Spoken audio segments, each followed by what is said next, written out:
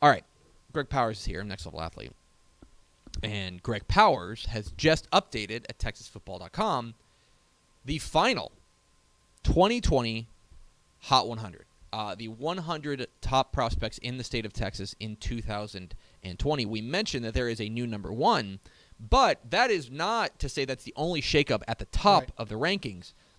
We've really the top five and the 5 stars got a shakeup as well. Right, and it's been a tough process this year to try to select those final 5 stars. I definitely wanted to have it done much earlier than the final rankings, but I mean it was just it was just a tough year because I really think that you look at the top 12 prospects in the state this year and really maybe can push that out to the top 16 prospects are all interchangeable, I think, to a certain extent. I mean, you can look at pluses and minuses each one of these guys, but picking up 5th star in this latest round of rankings was Drew Sanders, who moved up to number 2. I think once he goes full-time defense at Alabama, sky's the limit for him. You look at his defensive highlight reel from 2019, and it's full of great plays, but he didn't play defense full-time. So, I mean, just think if he played all the time on the defensive side of the football, didn't have to play offense, what that tape would have really looked like. And I think that Drew has a case to be the number 1 prospect in the state. And then you have Damon Demas and Zachary Evans, who were, Evans and Demas were 1 and 2 pretty much the entire race until the very last shakeup. Had some issues where Demas didn't get a chance to showcase his skills on the field as a senior because of the UIL transfer rules. And Evans, of course, was the MVP of the Under Armour All-America game, so has the skill sets that you're looking for in a top prospect as well to hold on to that 5-star ranking. And then Jalen Jones, he's a guy who I think is some hybrid between Jamal Adams and Jeffrey Okuda, and that's not bad. Yeah, that's not bad. And worth mentioning that when we talk about 5 stars, 4 stars, 3 stars, this is not just, we're picking a number at random. Right. The top 5 prospects are 5 stars. 6 through 50 are 4 stars, exactly, and then the next 50, the 3 stars, right? 3 stars after that, 3 stars after that, until you get down to kids who would be 2 stars, etc. But this is a list entirely comprised of guys who would be in the 3-star range. Got some 2 stars down there if you want to go through guys that we have profiles on TexasFootball.com. What I find interesting is obviously we mentioned we've chronicled the saga of Zach Evans. He remains the top uncommitted prospect in the state. But next up is at number 16, the number 2 defensive end in the state, according to us, is Alfred Collins from Bastrop Cedar Creek. And I know that this is a guy.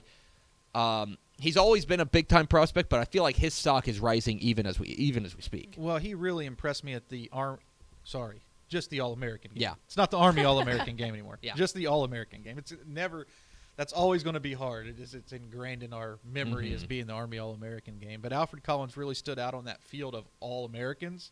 He's a big, strong defensive end who could possibly even play offensive tackle or slide inside and play some defensive tackle as well. But I think that he really had a strong close to the season, made a push up the rankings list because I think he jumped from the 30s up to number 16. I kind of call it that Super 16. You look at this list and you see all those guys, starting with Jaquindon Jackson at number 6 all the way down to 16 at Alfred Collins. Those are some pretty special talents, and within that group are guys like Devon Achane and Marvin Mims, speed burners who will be difference makers when they arrive on the college scene.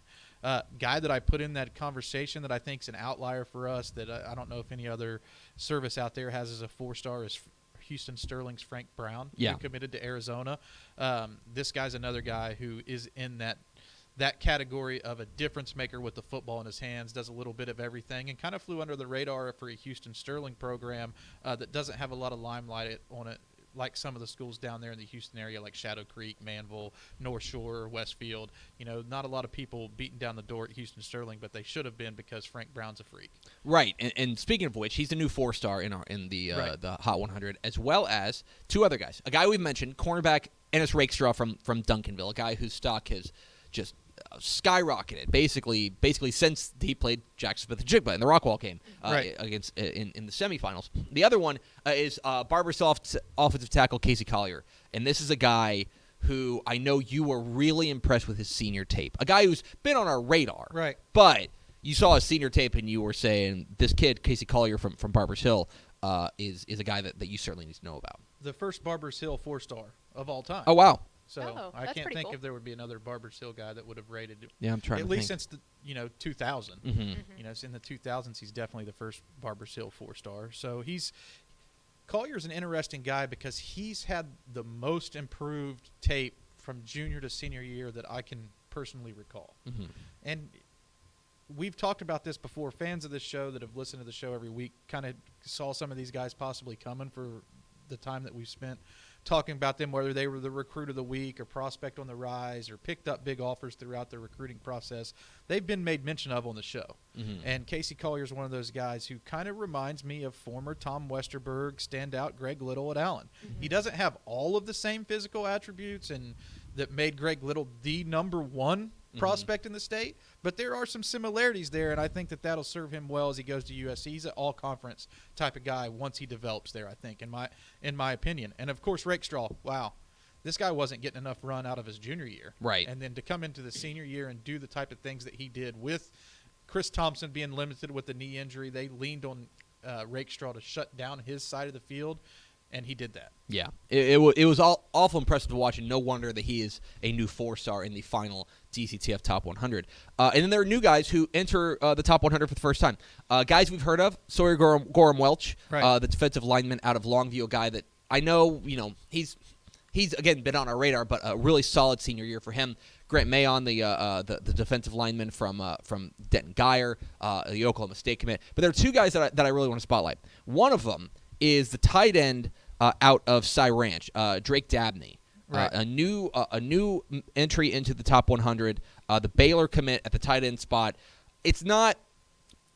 This is not as deep a tight end class as we've seen in the past couple of years, but Drake Dabney strikes me as that guy who may be flying a little bit under the radar and a savvy pickup for the Bears. And I think he's the 6th tight end in the top 100 Yeah. this year. So, I mean, it's a solid class at tight end.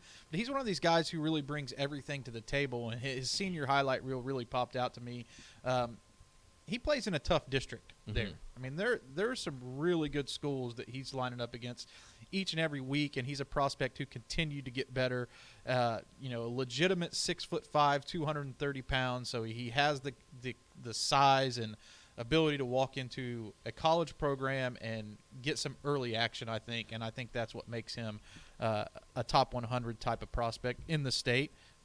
Gosh, it's really tough, man, to make some of the final calls because when you're pushing somebody up into the top 100, you're pushing somebody out. So Dabney was one of those guys. His tape merited a rise. I think we saw that too just at the Next Level Athlete camps. There were a huge rise in tight ends. Like we talked about that while we were there. It was like there's some serious talent at the tight end position coming up in these ranks. The one thing that I love about what the Texas high school football offenses do with the tight end is that it's a thinking man's game at that position. Whether you're playing H-back or split out wide or playing inline, which in these spread offenses, they ask these tight ends to do a lot of different stuff, and you have to learn a lot of different nuances of these offenses. And these guys are not only big, strong athletes usually, but they're also very smart.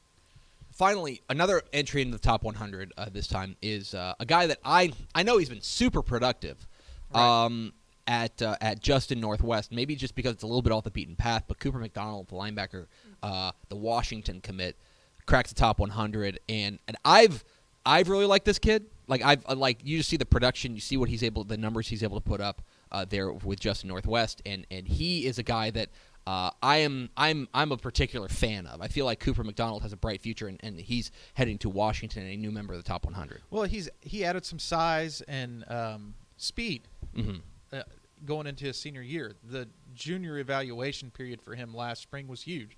A lot of schools came through and offered, but he didn't have all of the necessary attributes, I think, that he had then that he does now. Yeah. He was playing his best football as a senior. And they've got another great player that didn't make the cut at the top 100, Michael Nichols, an offensive tackle. The reason why I give the edge to Cooper McDonald is because of his ability to close on the football and secure technique-sound tackles. This guy doesn't mess up when he's making a tackle. He's exactly what you're looking for from a technique standpoint and wastes little time. We call it the zero angle. Whenever the running back and the linebacker are maybe 5 yards apart, where do they meet? Yeah. Cooper McDonald consistently closes on that zero angle and saves his defense yardage, and that's very impressive to me. The new top 100, the final top 100, is at texasfootball.com/recruiting. Check it out to see the best and brightest players in the class of 2020.